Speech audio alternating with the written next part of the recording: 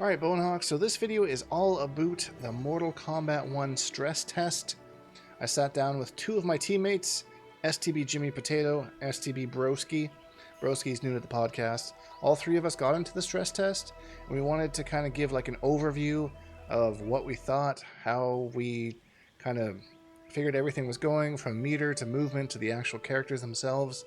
Went a little bit longer than we wanted to, but I think we covered all topics in some pretty decent ways. So yeah, appreciate you. Hope you enjoy the podcast, and we'll see you in the next one.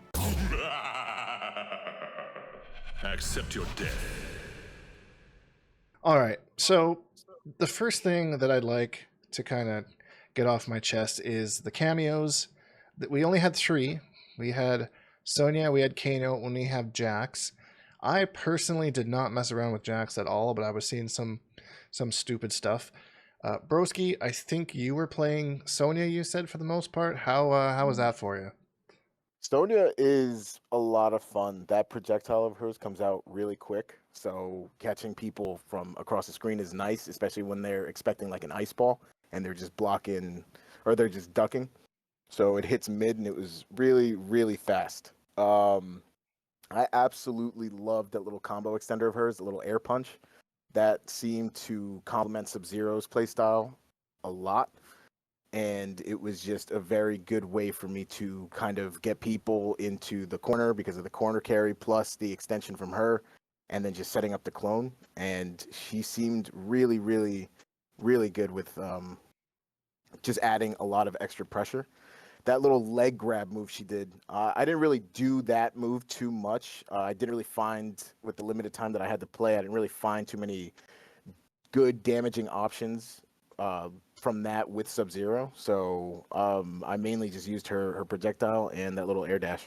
Yeah, I used her when I was playing Kitana for the one day, and I found that like the leg grab, because you have to be grounded, I believe, for the leg grab to come out. So there wasn't like a whole lot of areas to use it, but it did have a couple nice launchers off of some certain specific punishes. But the one that I definitely saw the most was like the square wave. I think that's what it's called, right? The square wave, where she does the air punch thing. And it was also hard to hit her out of that cameo too, because of just like the directionalness of it, not really having any moves that go there unless you're just gonna jump in the air and do Liu Kang fireballs or whatever. So yeah, no. Something else I will mention, that what did you call it? The square wave. yeah, The square wave worked really good when I started dedicating myself to using an armored slide, because as soon as I would activate the slide, press the button, Sub-Zero's so quick, and that slide is dangerous from any range of the screen. So as soon as it hits them, she's still on the opposite side. So now I'm facing the direction she's coming from. And again, you could just do a lot of setups. That was the only way I was able to catch somebody with the clone, not in a corner. So I thought that was pretty neat too. yeah, and whether that was something that was intended or not, because they were the rumors leading up to this was like any armored move is just going to basically get like a get off me kind of move, but I'm not sure that they intended for Sub-Zero to be able to like full combo punish off of his. So it's hard to say what that was about. Jimmy, did you also use Sonya? You told me, I can't remember. Did I laugh out loud at that? yeah, I did, and I did use Sonya with Kitana for a little bit, and I think my cameos overall, I think the coolest thing that I liked about them is they were the classic versions of the characters. Sonya's three moves were like her classic Mortal Kombat 1 moves, obviously with her look as well, right? Yep. I thought that was just really cool, and then making those moves function within a role as well. As you guys kind of mentioned, the square wave worked as a combo extender, which really worked well with lots of Kitana's kind of like flashy combos that she did have. The throw itself, I was trying to work on some stuff to help get out of the corner, which I found myself in a lot in that game, because I could get a combo starter off of it if you could get her out, but it was just kind of easy to block. So, Right. yeah, it was neat. It was cool. I like cameos. I think it's going to be interesting to see what the mass kind of audience thinks of them. Just from reading kind of random things about the game and after the test and stuff, it's kind of on, it's pretty heavy on both sides. Lots of people like them, and some people, that's not their jam. They don't really like the idea of an assist game. So yeah, it'll be, I'm just excited to see kind of what happens when everything drops and we see how many different cameos we have, all the different kind of abilities and kind of where that fits in within like a fighting game meta and how they can complement the characters that you want to play. So really, to get a taste, those three were pretty unique. Sonya, Kano, and Jax each kind of fit a different kind of a role and archetype. So I really liked that. That's the kind of stuff I wanted to see within the early build of this game. So I was pretty pleased with it. And it was like, if you looked at all like the possibilities and everything that people came up with over just 3 days, like 3 days, it was craziness. Like, and I'm thinking in my head, like, how many more crazy things are we going to see with not only a full roster of characters, but a full roster of cameos? If that's what we got, like, I remember seeing on the Monday when I was back at work, and I read on Twitter, and someone was like, "Oh yeah, you just used Jax's ground pound, and then you used Liu Kang's air fireballs, and you got everything covered." And I was like, I did not even think of that. Mind you, I mainly used Kano the whole time, and Kano was, I don't know what the consensus is on him, but he felt pretty busted. Like his double projectile, not only was it good for zoning, but it also extended combos. His Kano ball just covered so much space. I saw Foxy Grandpa using that to kind of get out Kitana's little ground thing, which is probably the only way you can get that out, if I'm being honest, but we'll get to that. The delay on the Kano ball was really cool. It allowed for some mind games within kind of trying setups and stuff too, which was cool. Yeah, delaying cameos is a cool idea as well. Like there was some things with Sonya where you could cancel her onion rings, and I don't know if you could be plus, but it would definitely created some interesting scenarios. Oh, that I didn't know. I didn't know you could do that. Did not know that either. Yeah. Yeah, so you could hold. I knew you could cancel the Kano ball. I knew that. Yeah, so you could hold her her onion rings, and then she could either delay it or she can cancel it completely. Cool. Yeah, see, these are all things that, you know. Now I want it back. Right. Yeah. I'm gonna need that stress test back. Right? Oh, I miss it so much. Sometimes I'll just open up my PlayStation menu just to look at the screen. Yeah, just let it sit there. Memories. I like that. Let it marinate, but just put it on before bedtime. Yeah, it's calm me down. I need to get a good sleep tonight. It's pretty soothing music. I'm not gonna lie. Yeah, it's not bad. Nice little tune. Yeah. I'm with you. Yeah, so I mean cameos. That's going to be like the main game. I've got a couple comments on my YouTube video saying like, well, maybe we can play without cameos, but that's definitely not how they intended it, because you need it for your breaker, you need it for your wake ups. So it's definitely a mechanic that's in the game. It's not going anywhere. Do you want to touch on that a little bit? Because cameos on wake up, I thought it's an early build, and I did not find them very useful. Like the ones, because watching the twins had a video about it, and like there's the one type of cameo that's supposed to help you on wake up, and on the end I found just using an armor move worked better because the cameo was always getting stuffed. Yeah, I mean, and that's the problem is when the cameo gets on the screen, that cameo has a hitbox. So, I mean, even though your character might be invulnerable, what's the use if the cameo can get hit out of it? I tried to use it a couple times, and I did not have any success with it. So you're kind of same, okay. So you were the same boat, and I kind of noticed that watching some of the higher level players stream as well. That initially they were trying it and trying different ways to use it on wake up, and most just kind of went the same way, because it didn't take long before people had knockdown setups, and they were on top of you or knew their meaties or knew what they wanted to do, and just that ended up being where I used a bar if I absolutely needed to just get myself up instead of using a cameo. So, but early build, right? So I'm thinking that maybe that stuff wasn't quite there yet with some of the cameo stuff. So because the moves are there and the intention is there, but it really wasn't working. No, and to be fair, we don't know how old this build is. Yeah. So I mean, it could be before they even decided to put that in. So it's hard to say. I think we're gonna learn a lot more when the beta comes out. Hopefully, I mean, a lot more before then. But like, getting our hands back on it again, seeing a little bit more of what they're intending to be permanent and what they're not. But I agree. The last little while that I played it was actually when I started using meter for other things other than breaker. I was like, I better like armor and started finding some gaps and strings to armor. Sub-Zero had quite a few of them, so Yeah. that was kind of fun to use them in that aspect. But unless y'all have anything else to say about cameos, I want to move on and talk about.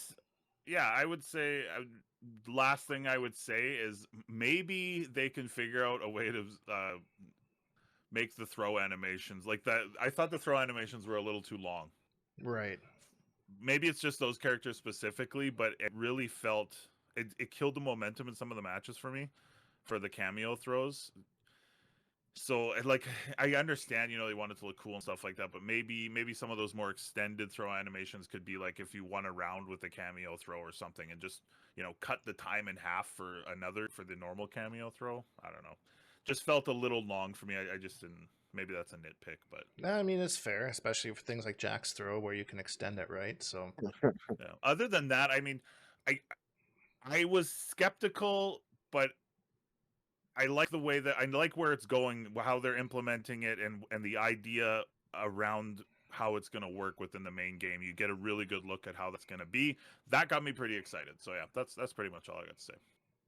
Cool. Brozki, final thoughts on cameos?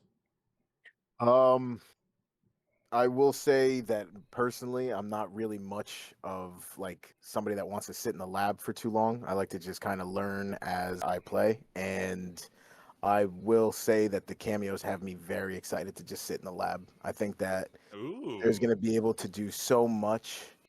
They can complement characters so well. Like Jimmy said earlier, they can add like sort of an archetype to a character that may not, for example, Sub-Zero's not a grappler. I could pick Jax, and now I have like some grappling aspect to it. Right. Something I really liked that a Sub-Zero used against me was he had Jax as the cameo assist, and anytime he got a hard knockdown, he would jump up, air clone, and then have Jax come out for a ground pound. So now I couldn't, unless I jumped back, but every time I jumped back, he was kind of ready for it. So it was like I either either I jump back and get punished, or I just eat the hard knockdown from Jax. Nice. Yeah. But being able to make certain like unsafe strings safe, things like that, I think it could add so much because you can sit there and make a mistake, but now you have a cameo. And I think with being the opponent, oh, I'm gonna punish this. Wait, he's got this cameo out. It adds a whole new element to punishing and blocking and all of that. Decision making. Exactly. Match, yeah.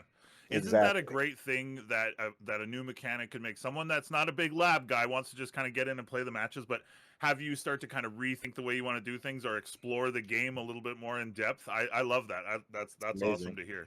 Like I'm looking forward to just getting the game, sitting in the lab, and just experimenting with every cameo, just to see what I can do, what I can add to characters I decide to play other than Sub-Zero, and just learn. Like I'm legitimately excited. It's almost overwhelming to me to think about like all these cameos. All these cameos each have 3 moves. I have to go through all these cameos and find the 3 moves that I want. How do I use them all? Maybe that's why that roster is a little less than what the base roster is, from what we've heard. Yeah. That makes way more sense now. Because initially I thought they were only going to have 2 moves each as well.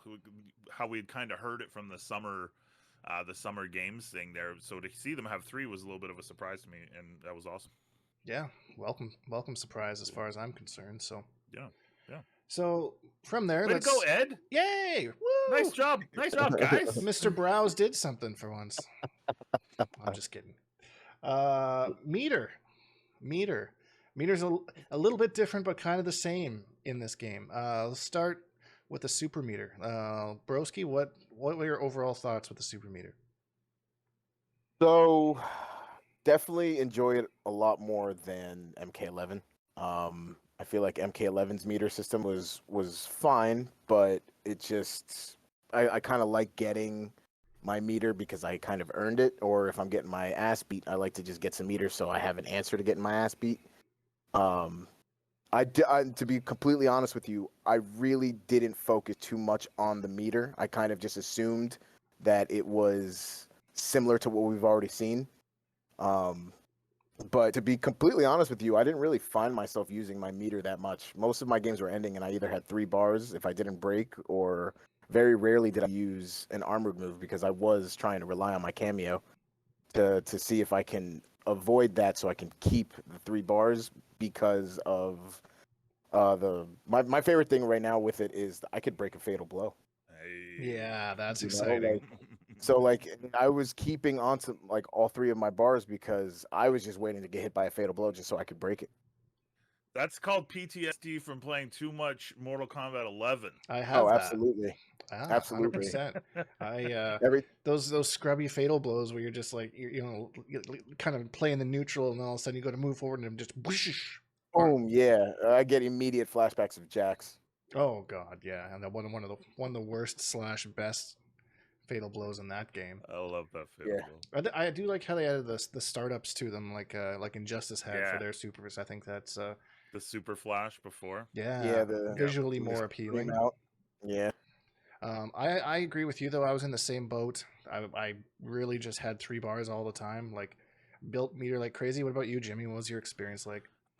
Because of, well, you know, listen, I made a promise to myself, my family, my friends, everybody, I wasn't going to complain about an early build character.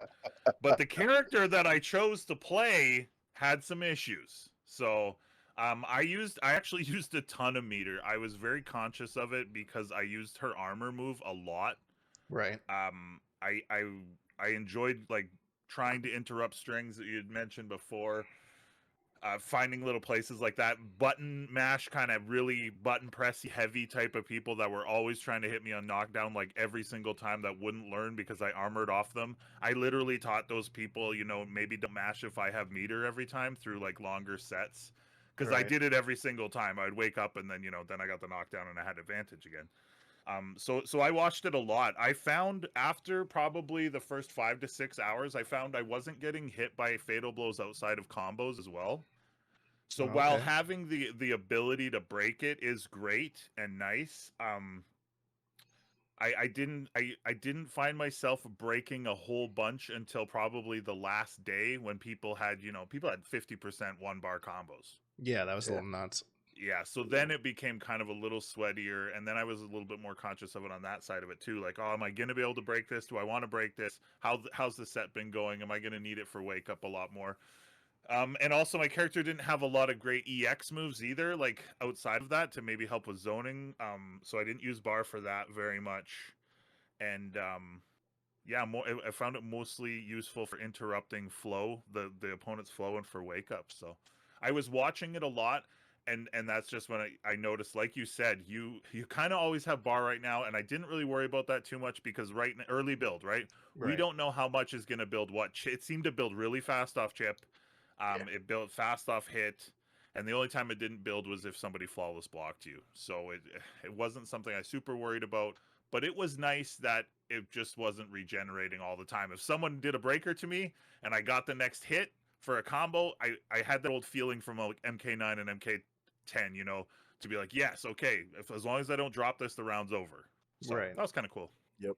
Yeah, and I felt like it was balanced in the fact that just everybody built meter all the time. You just always had meter for stuff. So like even if you were using meter, you know, you kind of had it back. And I think maybe they're trying to make sure that everyone has resources so they can do things all the time and kind of keep a higher pace. Was kind of my thought process behind that.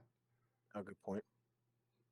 And then the cameo meter as well. So the cameo meter was interesting. I remember the first time that I did a couple cameos in the towers, I was like, wow, that really drains the cameo meter. But you basically have like 2 uses of it, right? Before it gets to 0.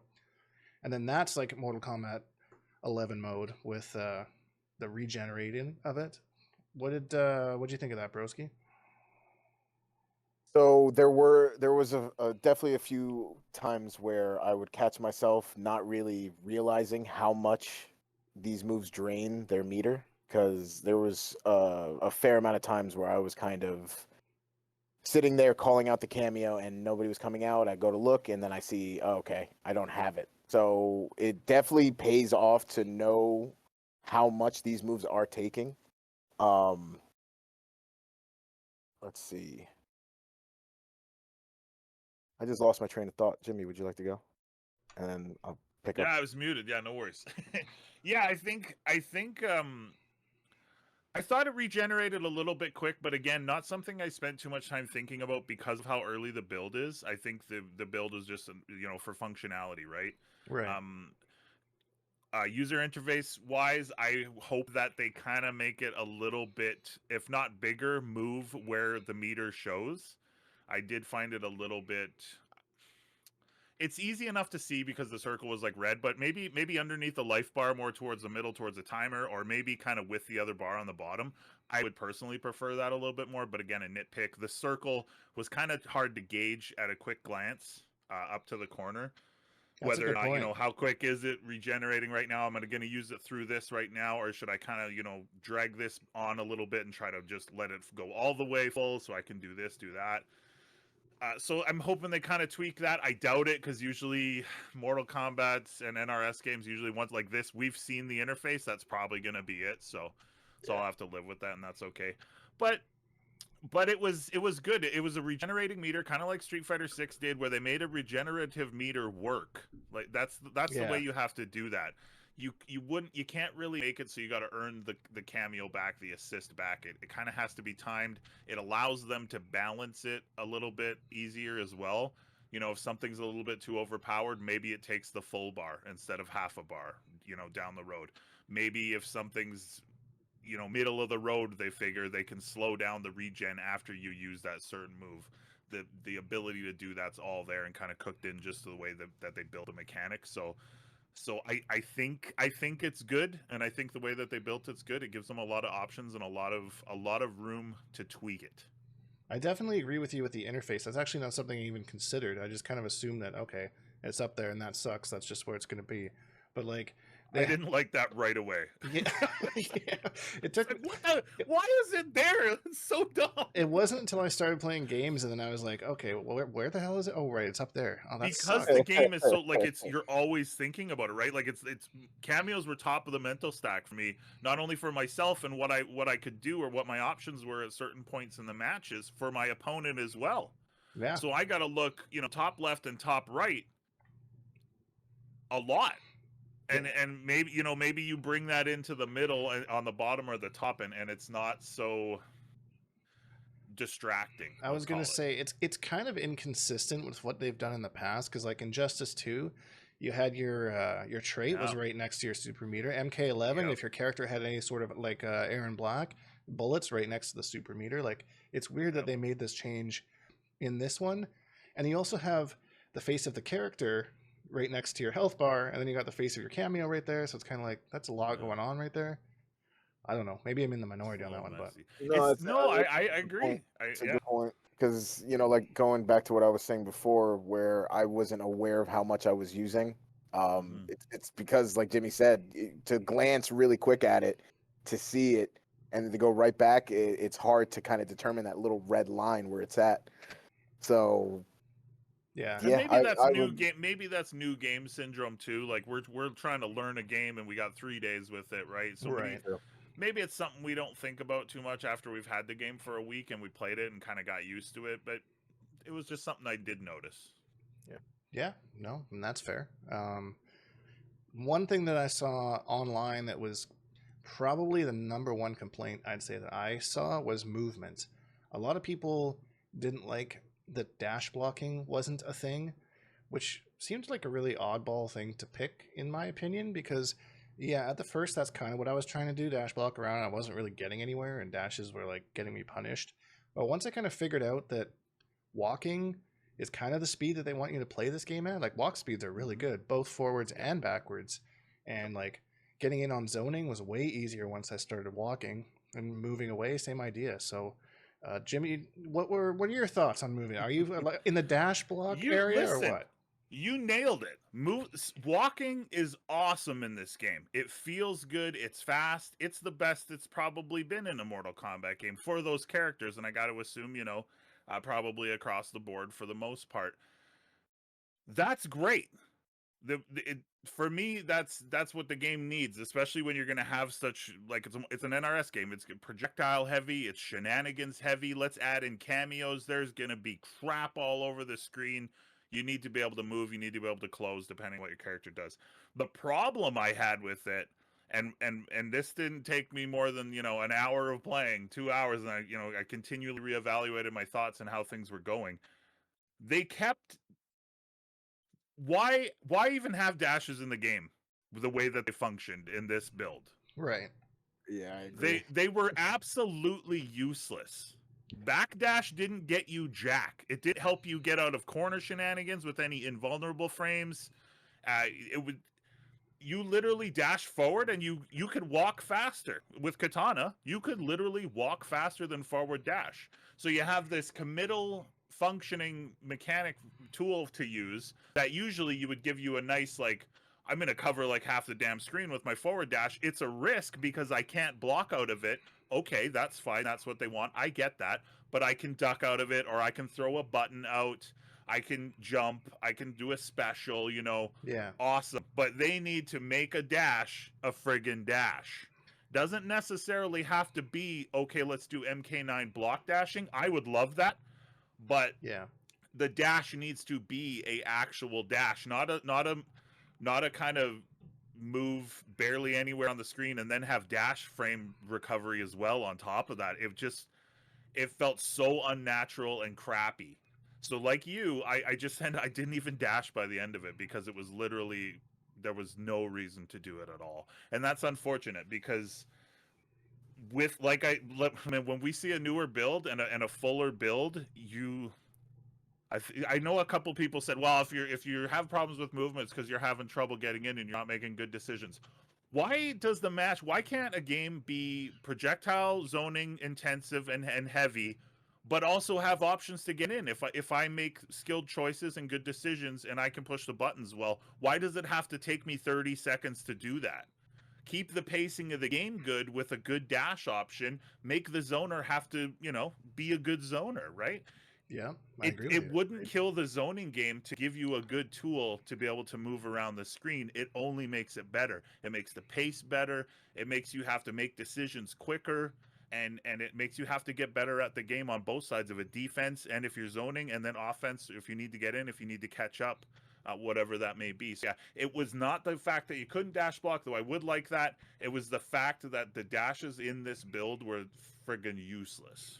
I did find a use for one Liu Kang combo. I will say that, where I had Oh, to dash into did forward did two. it give him just that little bit extra? That's that's the only time I really found the useful for it, was that one Liu Kang combo that I did. But so like whether they're trying to add like a skill gap in the combos doing that, I don't know.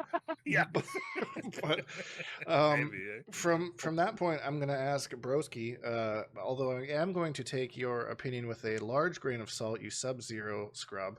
What was your thoughts on like how did you find moving around? Did you even try dashing? Was it the same experience for you or what? So I'm gonna tell you right now, maybe by the second hour of my first day playing the game, I immediately found myself not wanting to dash anymore. It felt like, and this is what I was telling myself. It felt like you're walking, right? Your walking speed. You're just walking on concrete, and then all of a sudden, for some reason, you decide to just jump in the mud and try to walk as fast.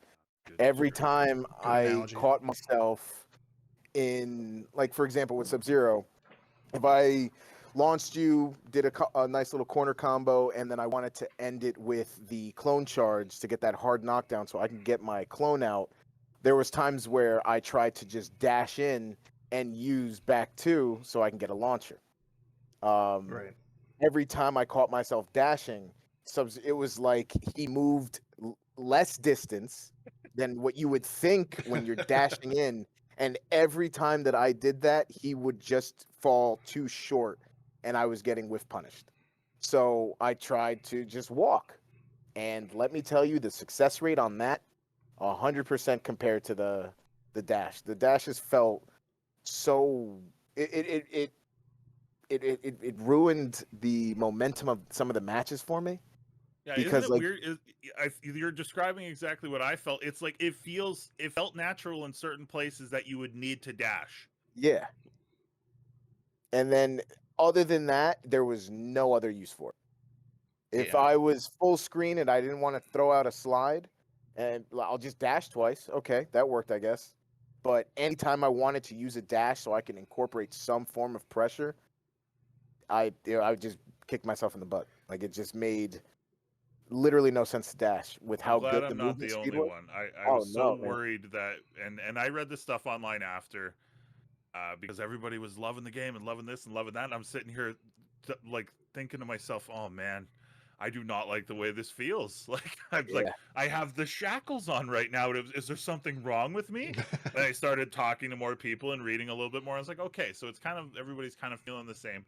And then reality check yourself. You're excited because you're playing the brand new Mortal Kombat, but you also have to realize, hey, we're playing an old build, right? So Yeah. they tweaked the dashes in the other game from the betas and the early builds too. So I'm hoping that's not what we see on day one.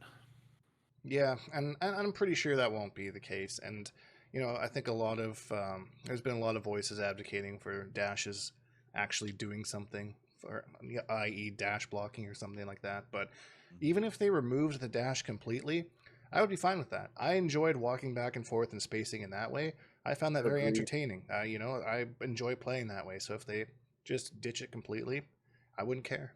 I'd figure it out. Yeah. You know, It wouldn't hurt the core game. No, not at it's all. just crazy to me that they perfected the art of walking back and forth perfectly. And Yeah. then dashing, it's just like you're holding like 2 bags of potatoes and you're trying to move just as fast. Like, it didn't make It was sense. so weird. It was so weird to me that it would feel like that. Yeah, it was I so couldn't blatantly. understand. I was trying to think why. Why would they be like this? Like even in an early build, like what are they trying to do here? Is the idea that you're supposed to use your cameo to help your approach through walking and stuff? Like I just don't understand why they wouldn't think, hey, you can have both, because some of there was only 4 characters in this build, but some of them were blessed Yeah. with certain things that Sub-Zero. you're dodging the world. Like you can't throw a goddamn fan with Kitana because you could reaction clone slide that thing with armor and blow it up. Like so it lose all of my options right there, right? Anyway, but yeah, it's I don't know. It baffled me a little bit, but had to sit and think. Okay, early build, it's fine. And what about jumping? Because jumping's part of movement. What did y'all think of jumping? So, oh, you first, Jimmy. No, you go first because I'll try to keep it short. Definitely a little floaty. It was pretty easy to anti-air in my opinion. That up block feature does wonders though. I will admit I loved the up block because anytime somebody was trying to jump on me, it was Did you just love it? Like you loved it on your side of it, like you using it, or was it happening to you a lot, or were you just finding success using it? I was finding success using it, and Okay. maybe out of all the kids that I played, there was 2 that made me really just not want to jump or do Really? anything. Okay. Yeah, Okay. there was another Sub-Zero player that I played. Shout outs to you. I don't remember your name, but he was phenomenal. He was He's really, definitely really good. listening too. Yeah. Every time I jumped, it was like an instant punish, no matter what. Every time like I just saw Sub-Zero's arms just flail up really quick. Immediately upon my kick connecting with that, I knew, man, that was a bad decision. Mm-hmm. So it made me very aware of just doing my best to not do what you would do in MK11, for example, and just jump kick, jump kick, Yeah, jump kick. Oh man, jump didn't work 4 times in a row. I better do it again because it's gonna Yeah, work. exactly. I gotta say, this game, the anti-airs in this game feel the best they have since MKX. Oh yeah, like agreed. I was so frustrated in both Injustice 2 and in MK11 with the lack of anti-airs, my character not turning around on cross-ups and getting stuffed by these weird jump hitboxes. But this game, man, the amount of anti-airs I got, I think it was the most that I've probably gotten in MK11's life in this 3 days Yeah, with this game's build. I didn't really get to try out the up block in matches until like the final day, and it was a little bit too late. We did lab it a little bit, and the counterplay to this is an empty jump throw. So, yep. not sure if you guys are aware or whoever's listening, but if you empty jump throw and your opponent has committed to the up block, your throw will do almost over double damage. Hater and I were labbing this, and his throw, I think his Sub-Zero base was 110, And when he did it as an up block punish, it was 238 damage. Yeah. So, Really? yeah, and I mean I don't know if you can tech the throw. That we kind of like. I don't know if committing to the up block makes it untechable, but I did see Ketchup and Mustard post that with Jax's extended throw, it did damn near 40%. It was crazy. Wow. Yeah, so there's definitely going to be some meta around that at the top level. I don't know about full combo punishing them, if that's a thing, but I know that the throw is at least kind of the hard. From what I saw, like you said, everybody had good anti-air buttons. I thought that was great, but it made me sit and wonder, why is the up block thing a thing in this game? Because you gave us anti-air buttons, pretty generous ones, right? Yeah, So I'm curious. I mean, I can see the usefulness on crossovers if someone just keeps, you know, doing pressure and doing the old jump over, that old kind of Mortal Kombat stuff, but I found the jumps floaty enough that it really didn't take much to react. Yeah.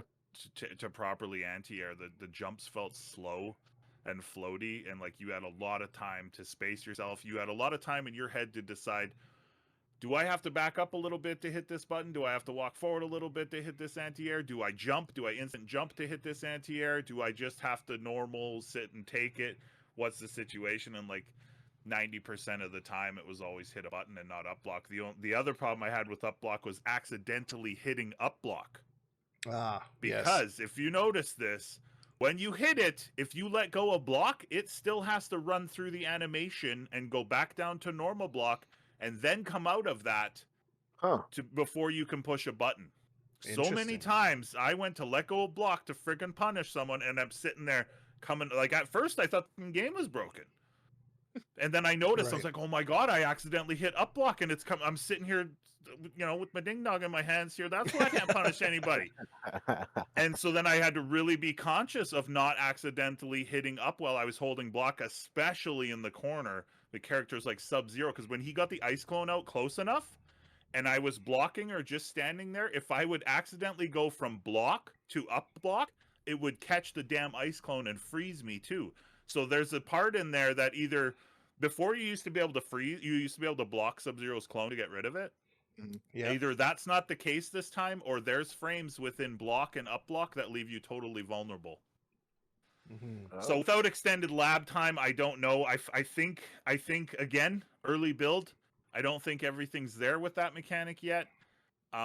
Because the recovery frames were massive. The empty jump, I like that kind of gameplay where you could get in their head and then just empty jump it, you know, and you get them to throw the old up block out and they don't, and then you blow them up. I think that stuff's great. Anytime you can kind of have another place where you got to make a little bit of a decision, but it's not like 9 million decisions all at once and it's not guessing, I like that. So here's the theory that I've crafted in regards to up block with my short time with it. Like I said, it's one of the last things I kind of dove into.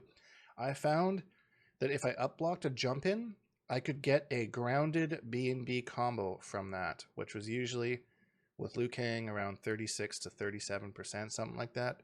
When I pressed a button, that kind of eliminated the game of am I going to up block or not up block so you can punish me, but I got significantly less damage. My conversions did maybe about 25%, something like that. So again, I'm not sure if that's the same across the board or if you noticed anything like that, but like when I did like my anti-air standing one, again, it was consistent. I didn't have to play the will I up block or not up block game, but I got a little bit of damage, but it wasn't as much as if I would have read the up block and just done that and went to full combo. BNB. Yeah. So maybe that's kind of where they're going with that. Yeah, and maybe that's it, right? Maybe that's the tool maybe that's your clutch tool to come back, because you need big damage, so you need to get that full BNB. What I would like to see then is make it real generous, like make it like, so if my best starter, if I'm Kitana and my best BNB starter is a 15 frame starter, well, up block better be, you know, the minimum time I got to hit a button better be that. Yeah, like gives you 20 frames or something to. Yeah, don't give me like 7 frames or like 8 frames. Like, oh, you did up block, way to go, but you don't get all your options then, right? Like so I hope if that's the case, make it a real blow up. Make it hype. And I saw somebody else, I can't remember who, but I'll give them credit because I thought it was a great idea.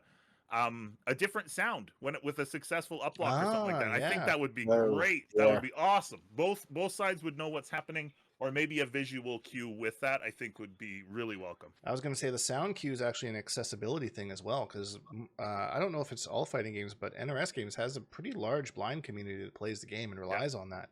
So that'd be pretty heavy for them for sure. I didn't even think of that. Good call, Jimmy. No, hey, shout outs to the person that said it. I can't remember their name, or I would totally be like, hey, this is the person that said it, and it was awesome. We're shouting out a lot of imaginary people here, so Yeah, but I know they're all listening though, right? So Yeah. shout outs to the person that said I'm the coolest one out there. I can't remember what your tag is, but I know you're out there somewhere, so you're probably listening to this actually. All right, Oh my god, it's my my Self-pump. podcast. Yeah, it's your podcast. God Yeah, self damn high it. five your ego. It's awesome. I love it. Shout out to my mom. Yeah. Shout out to D's. Oh, yeah. Okay, no, All right. Before get sidetracked there. yeah, that's a whole nother rabbit hole. So the reason that I thought this was going to be really constructive is all three of us played different characters over the weekend. I played mainly Liu Kang. I played a little bit of Kitana until I realized I don't hate myself, and then went back to Liu Kang.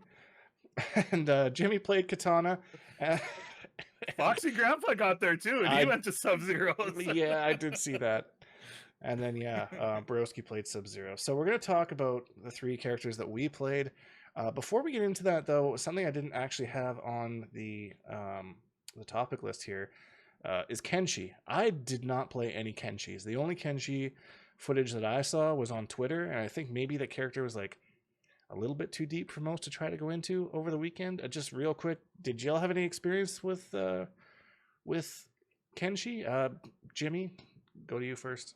I only fought a couple, to be honest, and I messed around with them a little bit, but I'm talking like 20-30 minutes, right? And I have a storied past with Kenshi where if I'm seen too long with him, people could think the wrong thing. So Flashbacks. Yeah, not my type of character, but I think the not as easy of a pick up and play as some of the other characters in the build, so not surprising. But really cool. I love that NRS kind of took the risk to go with that type of character type, almost like a puppet type of character.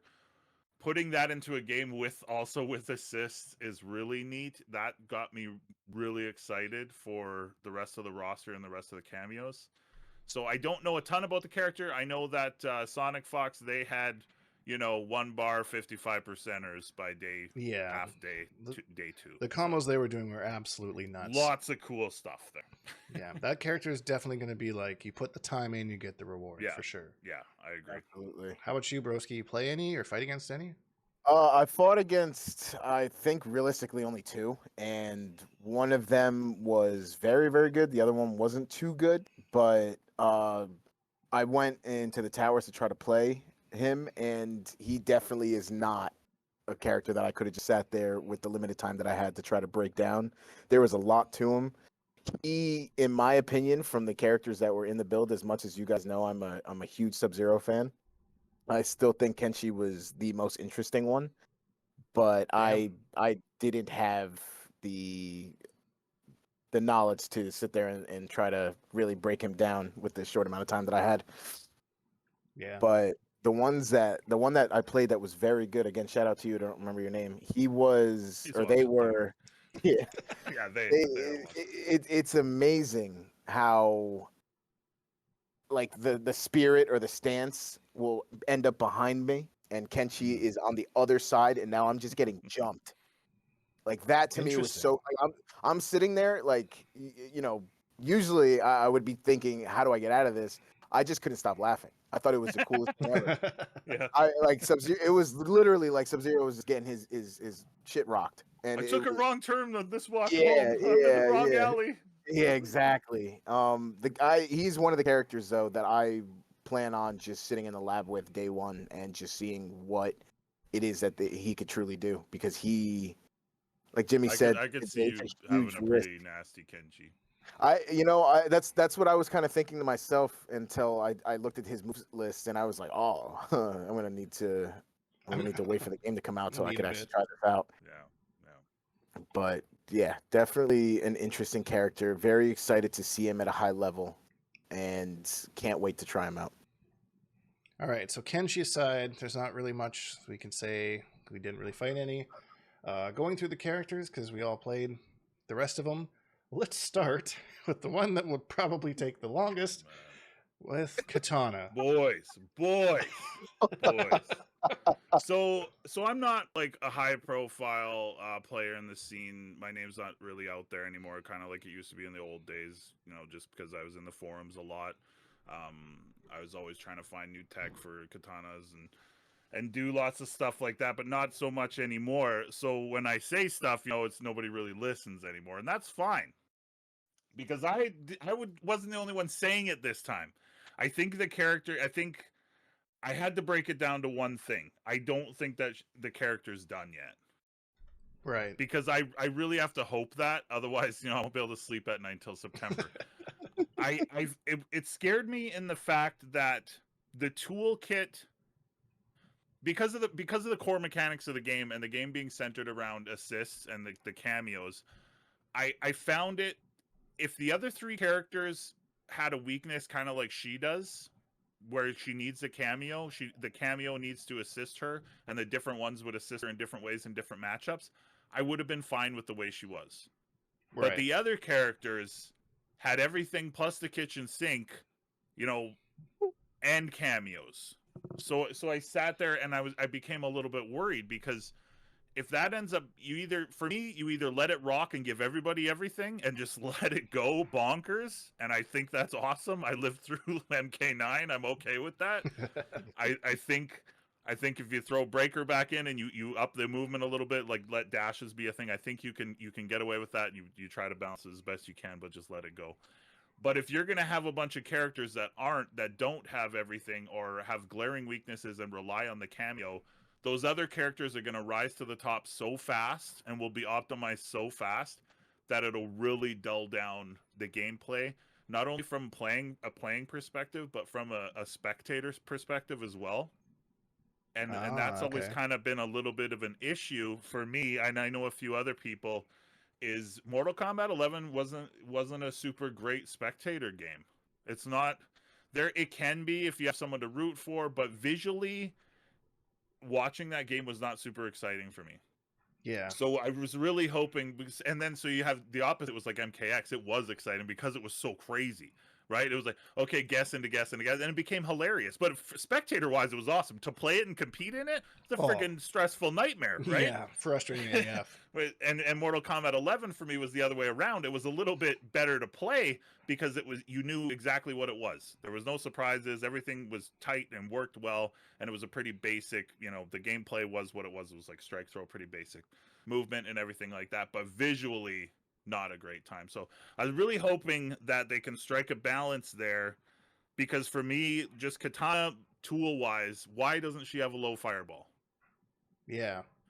Why is EX Fireball a piece of hot garbage trash? They took most the useless worst move ability from MK11 and made it her enhanced one. Like, if you're gonna do that, then make that move have some options off of it. So first of all, you have to direct where it's gonna go, close, middle, or far. Then make it either make it like hit overhead or low or something crazy like that, right? Or make it stun on block or something. Like maybe make it a setup tool like the trap is. Because the way that it is absolute garbage. It shouldn't even be in the game. It makes zero sense to have it like that. They took away Flutter, which I think would just be awesome in a build with a trap. He has a trap move, as you know, the ball. The ball doesn't have an EX option, which is fine. Startup is pretty long, which is fine because you can use the cameo and it's pretty powerful if set up right and people don't know. But in the end, that has to be adjusted a little bit too, I think, as well, because you can just block it all. There's nothing that you can't get out of there. It's a knowledge check character. Right. Once you learn that you could just block everything low, and even blocking gets rid of the trap, then everything she had didn't matter. Then her whole gameplay melted right back down to strike throw. And I watched the same thing with Foxy. After he got the trap going, then he would fight someone and they figured it out. And even the one where you had the cameo busy and you do the grab and the grab shoves you into the trap, well, you can tech that grab because you know which grab you got to tech, so it's not even a guess. That's true. Didn't because think of the that. shove is going to shove you back. So you know you can tech every single time. So then what is the worst thing that happens there? You take a throw the other way. Ooh, scary. All that work and resources to potentially maybe get them in a throw, right? So for me, I think if they're going to keep her the way she is, toolkit wise, I don't care about frames, I don't care about buttons, how fast they were. Back 2 had a nice, generous hitbox. It was just a little bit on the slow side, but it was her best reaching mid. Pretty good tool for whiff punishing and stuff like that. I liked that button. It was probably her best button. If you're going to keep all the gaps that she has in her usable strings, and you're going to keep all of that stuff, you got to give her a low fireball and give her flutter back, and possibly make EX fan useful. What I would like to see, double fan EX again. I would like to see fan Nato the way that they have it for fan lift. I would like to see EX version of that hit overhead because it comes from above. I think that would be super neat. That makes sense. And it would help with some of the mind games too, because if you did that on block, or you shot it out early, maybe off a one hit, and just try to play around with them, mess around with them a little bit, and she has a low starter, wouldn't be like a true unblockable mix or anything, but just enough to keep them guessing or thinking. I think that would help her out a lot. Once I got hit by Liu Kang 40% freaking projectile only combo, I just started laughing and going, okay, well, we're in trouble. so yeah, I mean, I love her animations are so great. She looks the best she's ever looked. I think this is my absolute favorite look she's had in this costume, and her attitude, and I'm so excited to see what's going on story-wise because of some of the things she says. That has me just super fanboy hype. I think she's beautiful, gorgeous, and I love the feather effect that they have with the fans. I think that just it's so cool and regal and very Kitana, and all of that stuff is great and awesome. But toolkit wise, it left a lot to be desired. I will say I really liked that they brought back like her long flowing hair. Like that's very like MK9-esque. I loved that. I noticed that like right away. It was probably one of my, and to be honest, my experience with her playing her all day Saturday, I think that was the saltiest I was at that game all weekend. Like I could not win. I could not figure out what the hell I was supposed to do. And when I went out to search for other people that could tell me, i.e. even Foxy Grandpa seemed to be struggling with her, and I was like, okay, well, what am I doing here? Because of how safe everything was, right? Like even the moves that should be pretty unsafe, her best starter for a B&B was 9 frames. Yeah, like so slow. If everybody else gets a 7-frame starter, well, even blocking and trying to punish you couldn't do it, right? Sure, she had a great sweep, but that gave me a knockdown and nothing else. Like, yeah, once people figured out that all I had to do was block low and then just get all like on top of her, and I had to blow bar to wake up, and they could bait that and block, well, then it was pretty much over. Yeah, so Kitana sucked in this build is basically what we're saying. She looked great. Very weak. Yeah, that's she was a horrible fighting game character that looked amazing. Yeah. So then, when Pretty Kick was back, and it was great. Oh, I was stoked when I first saw Pretty Kick. I was like, yo, and Pretty Kick's was okay. back. Yeah, it was decent string. It looked like a good combo extender in the corner if you could ever get a combo. You could special cancel off of the end of it, or you could finish it off or special cancel off the end of it. So it was good. All right, so that's Kitana. Terrible character. Looked fantastic. Looked amazing. Fantastic. Fantastic. I see what you did there. See? Pun intended. Always pun intended with me. Oh, yeah, true. So I'm going to take the floor for the next little bit here. We got Liu Kang on the pedestal at the moment, and personally, from playing Liu Kang all weekend, he felt very Liu Kang-ish. Like every single game, he has everything. He can do everything above average, I would say. He can zone, he can rush down, he's got plus frames, he's got pressure, he's got damage. He works with almost every cameo well in every single way. Maybe he doesn't do everything the greatest, but he's just like, I think Ed Boon once famously said that they always want Liu Kang to be the character that your grandma can pick up and be good at the game with. And that's totally what Liu Kang was here. His combos, I will say, were a little bit difficult to hit, but you got decent damage, and there were so many different combo paths. Like, I think I played a billion, I can't even count. I played a bunch of Liu Kangs, and none of them were using the same combos. Everyone had different combos, and like, around the same-ish damage, but just different ways to get there. And that's what I thought was pretty cool about Liu Kang. And he was really fun. He was good. And like I said, I could kind of play where I wanted to. If I felt like I had to zone, I could zone. I had Kano with me and just double knives, low shot. If I could read the jump, double knives, air fireballs, like possibilities were endless. So I had a lot of fun playing as the character. So I wanted to ask you guys, starting with Brozki, what did you think about fighting against Liu Kang? Do you think that he felt like a little bit too strong or like perfectly balanced? Or what was your experience there?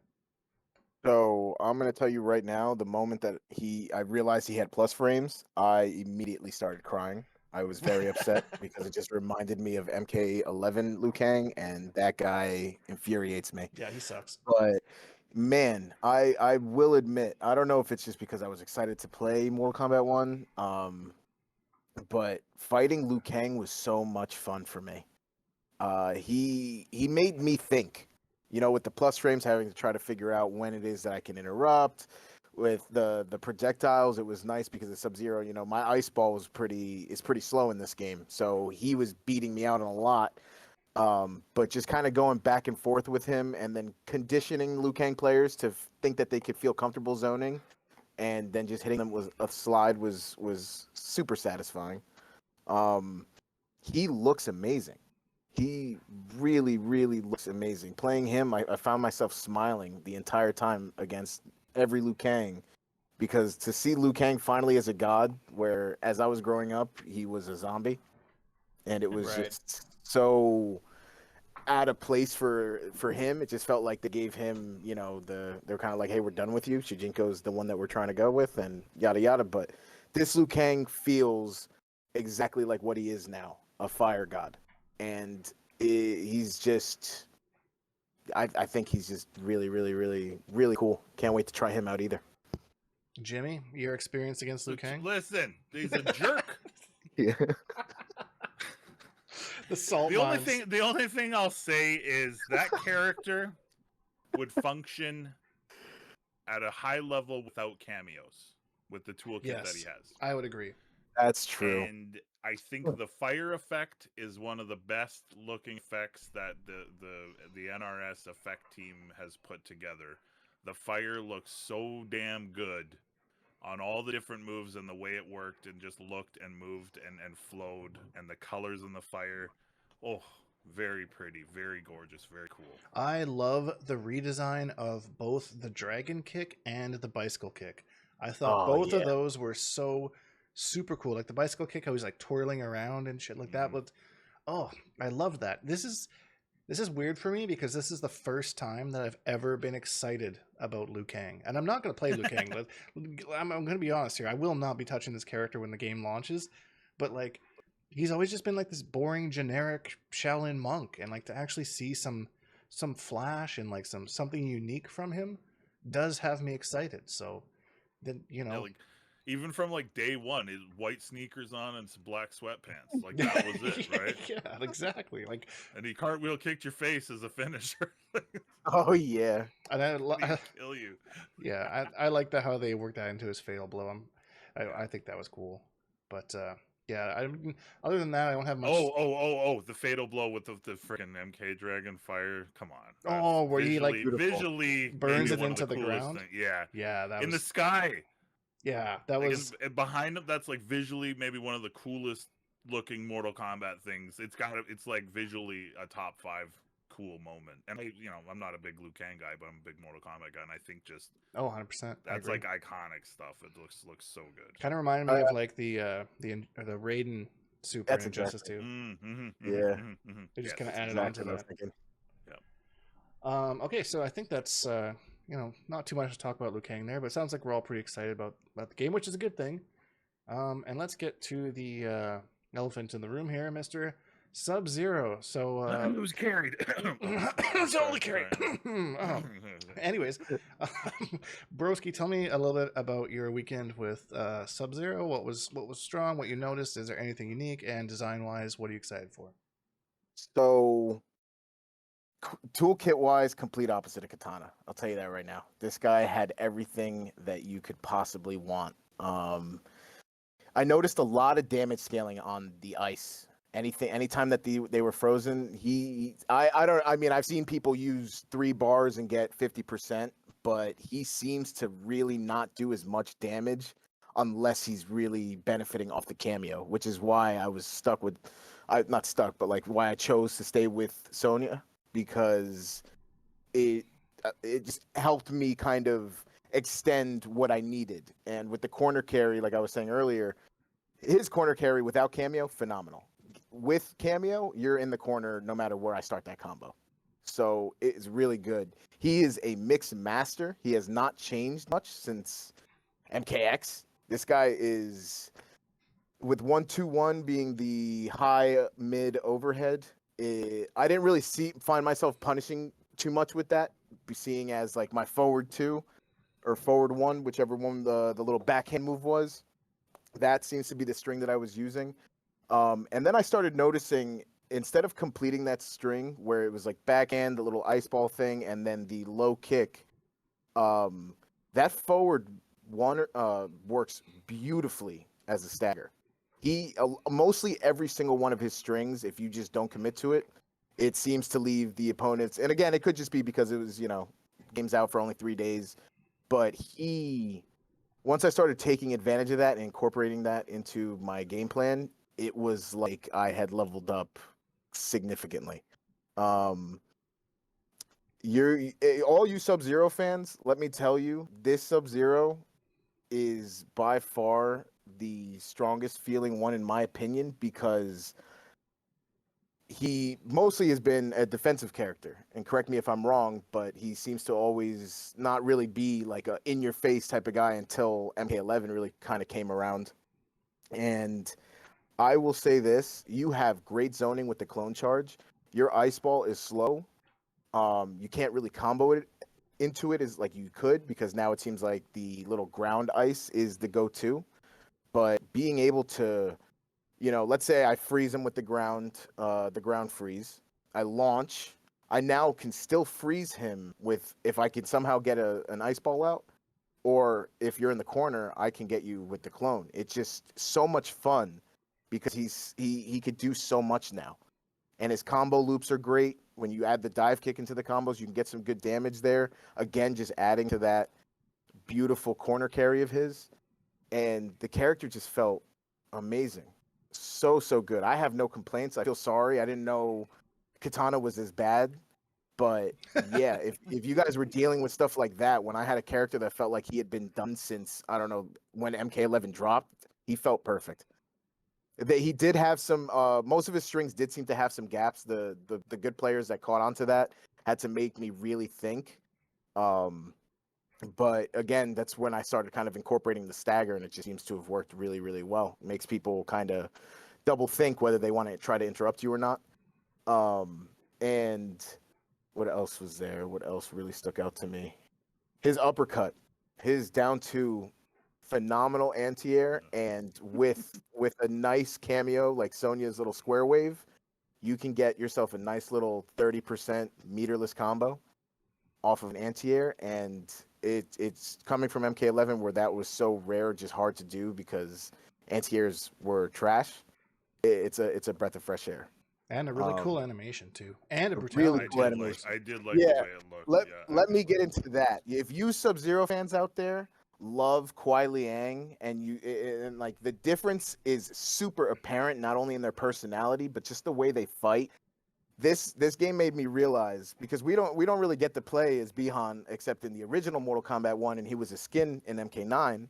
But so like Kuai Liang has obviously the very noble attitude. He's a very martial artsy cryomancer, and why I say that is because to me it seems like the younger Sub-Zero likes to kind of not rely on his powers as much, while this Sub-Zero, being the older brother, the noob Cybot that we've all come to know and love, you can tell that all the training that went into his cryomancy, he has no problem showing it. Everything that he does, animation wise, he looks great. Design wise, he looks phenomenal. Personality wise, he is an asshole, and it just works so well. the small details, like him doing the slide, and not only are his arms up to like the elbow frozen, his legs are frozen. And the only time I've ever seen Sub-Zero's legs frozen like that was in alternate skin in Mortal Kombat 4.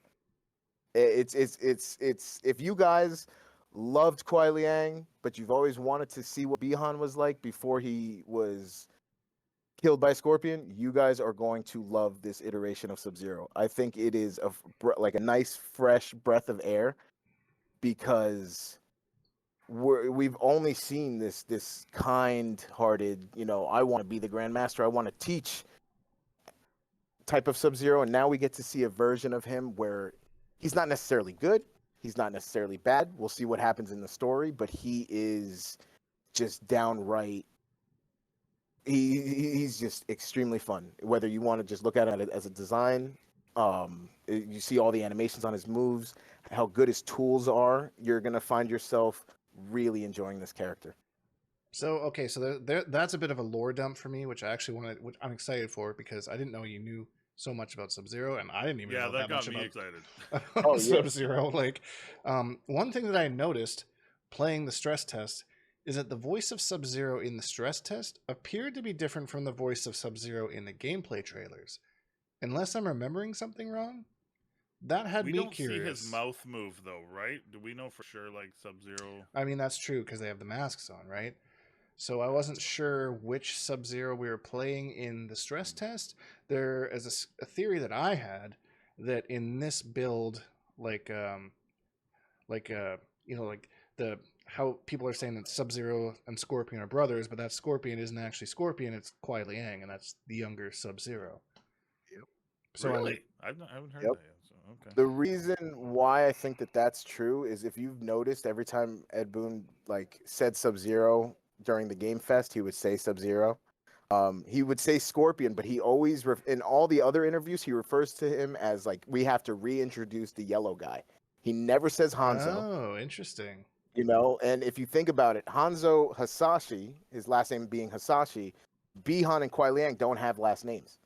Not that we know of anyway. So you can't, it would just be weird for all of a sudden Kuai Liang, even though he was mentioned by one of the intros between Liu Kang and Kenshi, I'm thinking that this 100% is the younger brother, because it seems to make sense. And if Liu Kang really is a nice guy when he was making the timeline, he probably just took Hanzo and was like, you are super sad all the time, and I'm just going to keep you with your family. So, boom.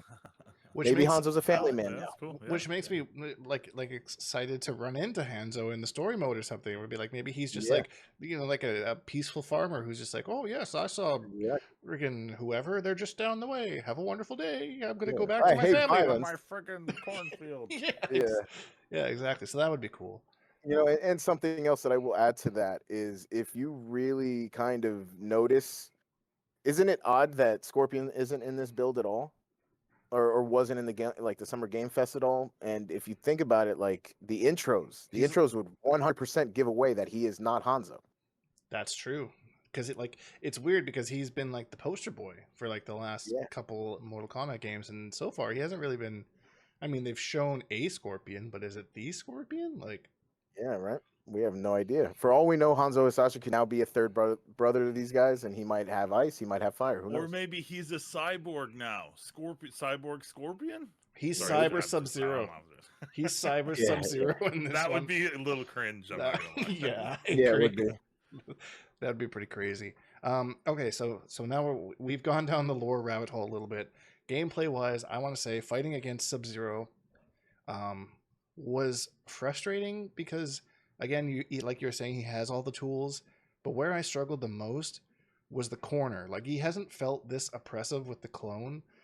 It's I didn't know what to do. I was trying to armor. My armor was getting busted because clone's one hit, he hits me for one hit, then I'm back in the corner. I don't know about Jimmy. Did you feel the same way? Clone felt really oppressive again in the corner. Yeah, again, almost my same feelings as I had with Liu Kang. I thought he could function without a cameo. Yeah, he has every tool he needs. They give him a friggin' dive kick. What the? It's fucking playing Kitana, you know. That's how I felt when Um, they gave Liu Kang a teleport in I MK11. I was like, who thought of this? Come on now. I think Broski mentioned it too. I thought really keyed in on he has corner carry out the butt and put a cameo on that as well for combos, and he can like 3/4 screen carry you easily into the Absolutely. corner, and then very dominating in the corner this time again. And I think it was difficult. It was frustrating to fight as well because I think there was some input delay on this build.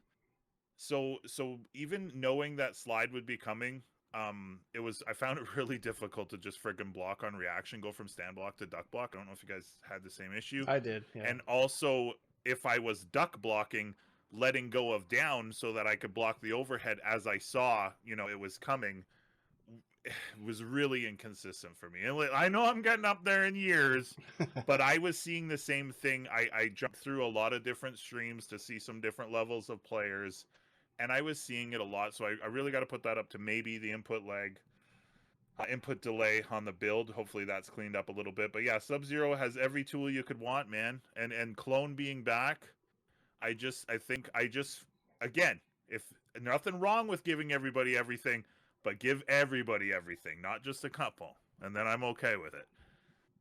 The Kitana coping, needs a clone. the copium, the copium.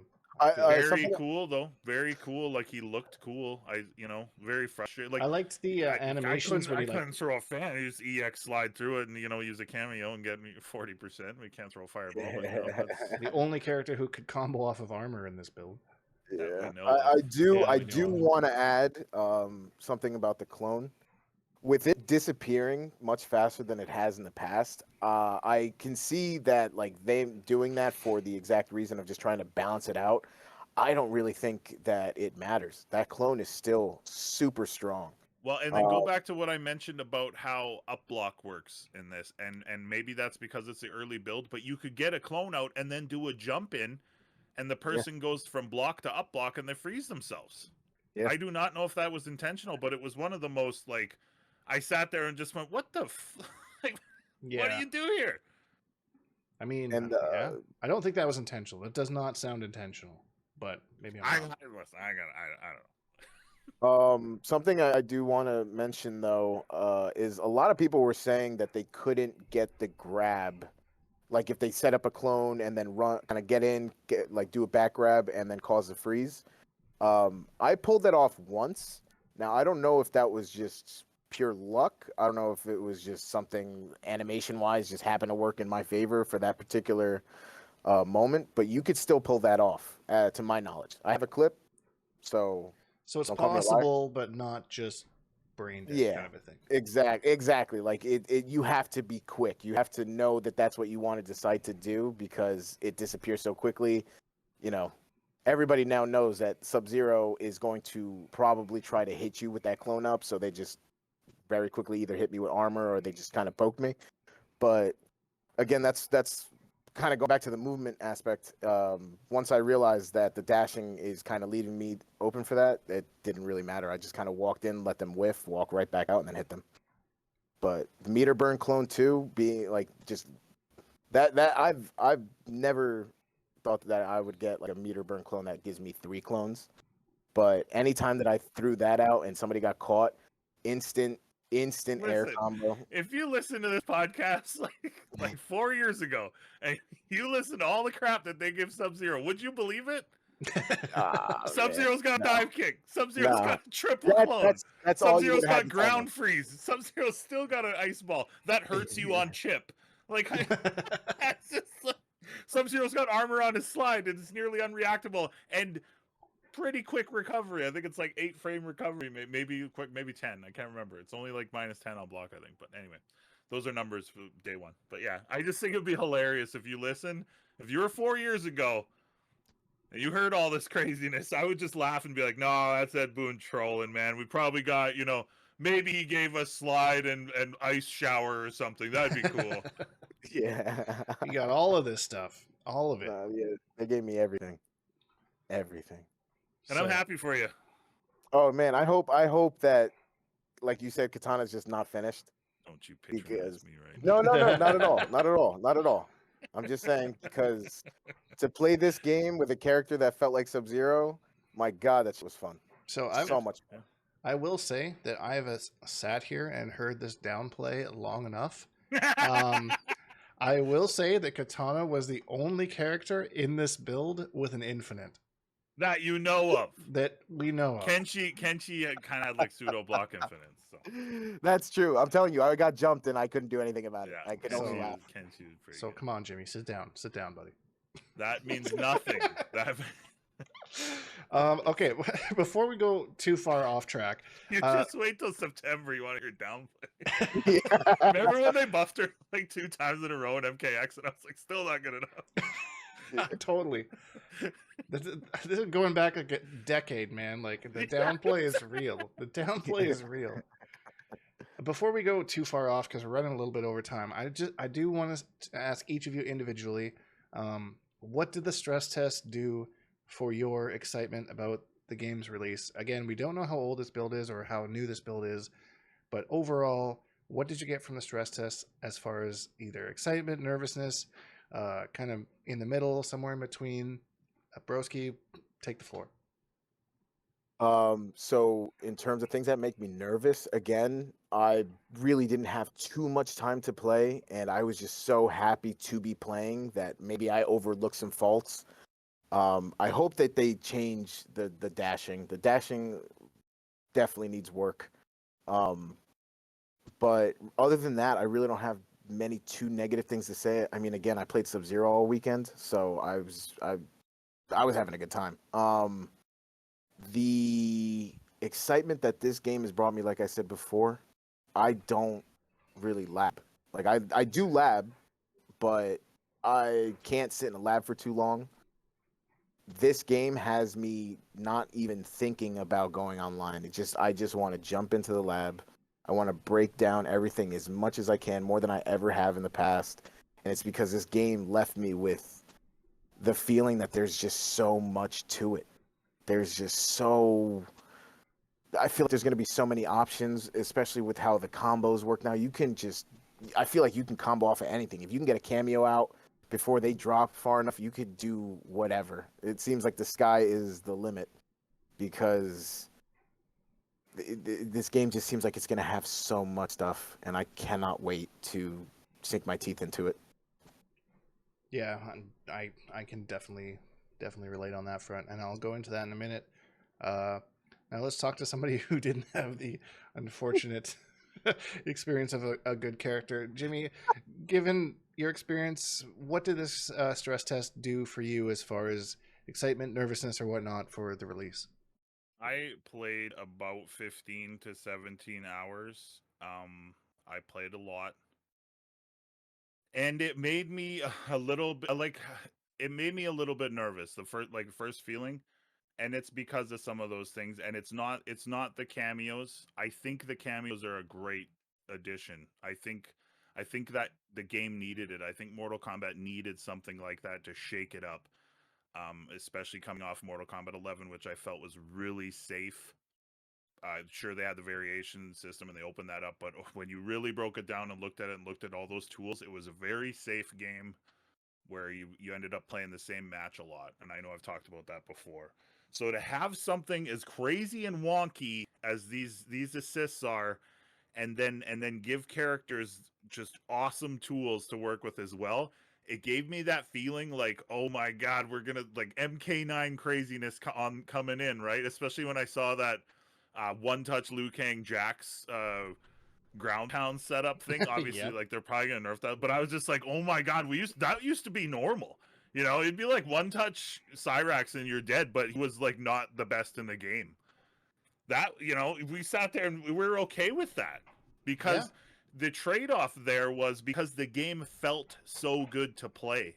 In your hands, you felt free in that game. Your character did exactly what you wanted them to do, and outside of, you know, some bugs, some glitches, and no trades and stuff like that. That I think is why that game worked so well, because it felt so good to play. So playing an early build was maybe a mistake for me, because I should have probably just waited to day one to for the full, complete, cleaned up version of the game where the movement's the way it's intended to be on day one, and then maybe don't get some of those thoughts of being like, oh, now I'm doubting, am I even going to like this? Is it going to be good? Is it going to be fun? Look at my character's tools. What the hell is this, right? We're Right. 3 months out. I really shouldn't be worried about stuff like that at all. Like, I should just be sitting back and waiting for the next combat cast to come, right? And like laughing at reptile players when he doesn't get announced until like the last character, right? Just checking on my friends who are reptile mains, put those boys on watch. My goodness. Jesus. The reptile hate. It's the reptile community, man. They're coming pretty back. they're pretty thirsty for him, Milky, not gonna lie. Sniffs, yeah, they're all coming back, I bet. So excited, but I think I made a mistake in playing it because I've been around too long now. So I look at the game, like I really look at the core mechanics, right? And like start thinking, is this going to be a problem? Just because like of some of the things that I've seen in the past and the way that the games have developed and the meta's developed on some of the games, and how long are we going to get? How long are they going to support it? We're only going to get a year. We're going to get a year and a half. Like the potential, and I dislike that word. Yeah. But the potential of the cameos and the options, I love gimmicky, broken crap if it's fun. Like one thing that I saw people start doing, they would bring out the Kano assist, but then do the Kitana square wave jump and get on the other side, and then let the assist go from off screen. I thought that was great. I was like, different. that's awesome. That's awesome. Like stuff like that's going to be great. What's that going to look like with teleport characters? Like once we see the entire roster and I got this feeling like there's something we haven't quite seen yet too, because there was some weird little things in that build, like when you did Kitana's armor pirouette move at the peak of the jump, there was like slowdown, and there were certain areas in the game where moves would slow down, not just the last hit of the round before finishing, but there was other points there, but you couldn't really do anything. So it felt like we were missing something there, maybe in core mechanics there, but not too sure. Good observation. I didn't catch that. Yeah. Nice. It was weird. So, but I think it's going to be really good. The only other thing I'll say is I worry about the more casual crowd. A friend of mine pointed it out, and he's absolutely right. Traditionally, they don't like assist type fighters. They don't mind it in a tower. They don't mind it, as a special game mode like tag mode, but they want the 1v1, right? They lots of them are not even willing to try this out. For us, a little bit more in-depth and competitive type players that want to dig in past the surface level stuff, we love it. Because it's options. It's options and cool things to try to do to have fun. So I'm so cautiously optimistic. I think it's going to be great on launch, and I don't know if that's me convincing myself or coping with what's the tragedy that is Kitana. We'll have to wait and see. So, and I hate to be this guy, but I gotta say I'm like right in the middle of both of you. Like I'm just, I can't wait to get in there. Like this game definitely excited me for like what it is, but I was really frustrated that I didn't have a training mode to go into, that I had to do the towers and I couldn't lab specific things. Cause like I really, that just frustrated me to the point where I'm like, I'm losing to these things that I don't know how to get around, but I don't have any way to train these specific things unless I find somebody and say, hey, let's find each other and go through blah, blah, blah, blah. So I opted to instead just keep playing. But as far as like the gameplay, the characters, the moves, the cameos, everything, like I'm excited for the game. I just, some of the stuff I came across was just kind of concerning. Like Sub-Zero's clone in the corner. The amount of times I got caught out of clone out of just trying to do different things was like, and I think that's your competitive kind of mindset, and it's natural, right? You're right away you want to win and you want to know how to beat stuff, and something happens to you and you want to know the counterplay. For myself, knowing that it was an early build, I didn't give a crap if I won or lost. I really didn't care. It was more, I want to experience what the game's gonna feel like to play. What does it look like? Without knowing how old the build is, right? But I know exactly where your mindset's going. It's like, I'm trapped in the corner. What's my options? Yeah, and I can't lab my options. Even in an early build. Exactly. Even in this build that does not exist anymore, more than likely. So I'm more excited for the game after playing it than I ever have been before. but I was also very frustrated by the stress test too. And again, Jimmy's right. It's, you know, I try to play casually, but it's not in me. You know, I have to. You can't. You're way past that. You can't. I have to win. You know, that's why I was salty for like 4 hours, and I'm trying to make Kitana work, and I'm like, you know what? Liu Kang, you're here. Oh, maybe we play you for a little bit. Yeah, that'll work. So and you're like, oh, this game's easy. Yeah, I love this game. You can't wait. Bring on September. Come on, let's go. So yeah, that was my experience with it. That being said, went a little bit over time here, but I think we got all topics covered. Did either of you have anything that you may have forgotten to add? Let me know if you did. Brozki, start with you. No, I don't think I've really forgot anything. I do want to just say that, again, if you are a Sub-Zero fan, you love the lore of Mortal Kombat, I think we're in for quite the treat with this version of Bihan. I'm not really, I wouldn't really consider myself too knowledgeable when it comes to fighting games. I've just played Mortal Kombat since I was a kid, and I've gravitated towards them, as I've gotten older, but I've never seen a Sub-Zero like this. I'm so used to just seeing a very, again, martial artsy Sub-Zero, and this one, we still get the martial arts aspect, but he's not afraid to hurt you, where Kuai Liang felt like he was afraid to really let loose. So you Sub-Zero fans, along with, Bihan fans, Noob Saibot fans, we're all in for a treat. I love it. I love it. Jimmy, closing words, anything that you may have forgotten to say or anything you want to add? Yeah, no, for anybody that made it this far in the podcast, thank you so much for listening. I love Mortal Kombat. I always have and I always will. If you're out there and you're in the scene and you're playing other players and you're playing new players that are coming into the scene, be kind to people, and they'll be kind back to you. If Mortal Kombat 11 was someone's first game, and they're having a little bit of trouble picking up this style of a game with some different options, first thought should be, hey, can I help this person out? Not, haha, sucker. That'll teach you for playing Mortal Kombat 11. I've seen a little bit of that. I don't like it, and I hope that you guys choose the different route and we try to grow the scene more. More players is always good. Yeah, I'm psyched. September's coming up quick. More players equals more brains equals more things that we can all put together and pull from. More fun. Yeah, exactly. Thanks to the both of you for taking the time out of your busy schedules to join me on this. I really do appreciate this. Of course, thanks for having us.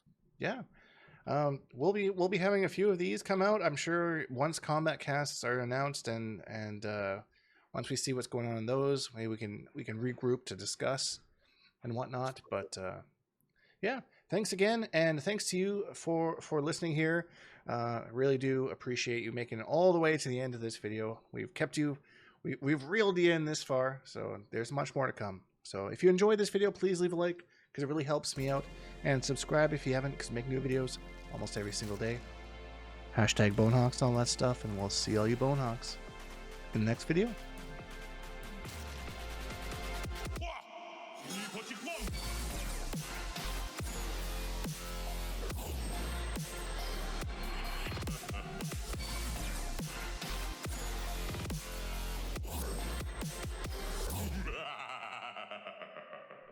Accept your death.